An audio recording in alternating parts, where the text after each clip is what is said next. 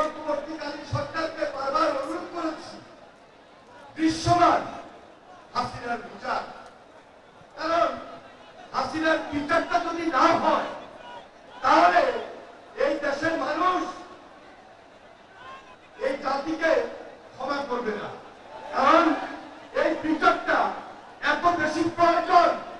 কারণ এই ফ্যাসিবাদের বিরুদ্ধে লড়াই সংগ্রাম করতে গিয়ে আমরা বারবার নির্যাতিত হয়েছিলাম, আমরা বারবার ক্ষতিগ্রস্ত হয়েছিলাম, আমরা দেশের গণতন্ত্র হারিয়েছিলাম, দেশের স্বাভাবিক রাজনীতি নষ্ট করে দিয়েছিলাম।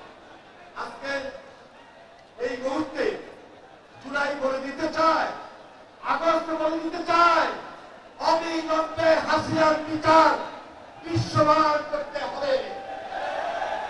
জুলাই আবার জানিয়ে দিতে চায় শুধু সংস্কারই নয়, এই যে সংস্কার চলমান প্রক্রিয়া তার সাথে সাথে এই দেশে একটা জনগণের সরকার, একটা নির্বাচিত সরকার খুব বেশি জরুরি।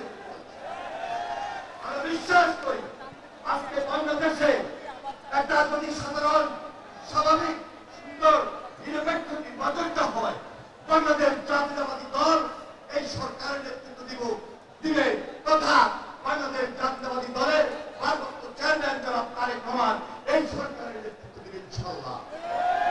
আমরা ঘোষণা করেছিলাম ক্যাম্পাস ভিত্তিক এবং ছাত্রদের অধিকারের পক্ষে আমরা লড়াই করেছিলাম, সংগ্রাম করেছিলাম এবং বিশেষ করে জাতীয় রাজনীতিতে যখন খুব বেশি ক্রাইসিস ছিল সে সময়ে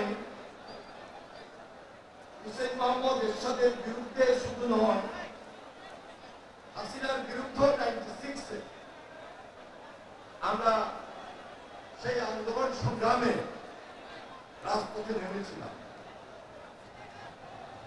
দীর্ঘ 17 বছর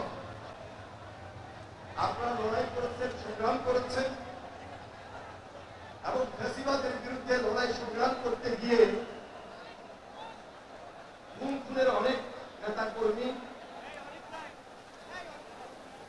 গুম খুনের শিকার হয়েছে,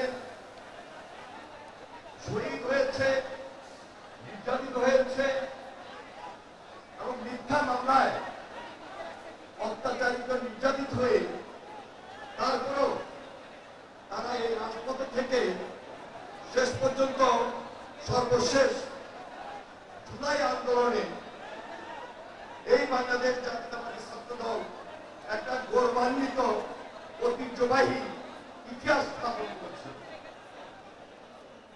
জুলাই জানিয়ে দেয়, জুলাই বলে দিয়েছে এই বাংলাদেশে ছাত্রলীগের মতো হেলমেট বাহিনী রাজনীতি থাকতে পারে না।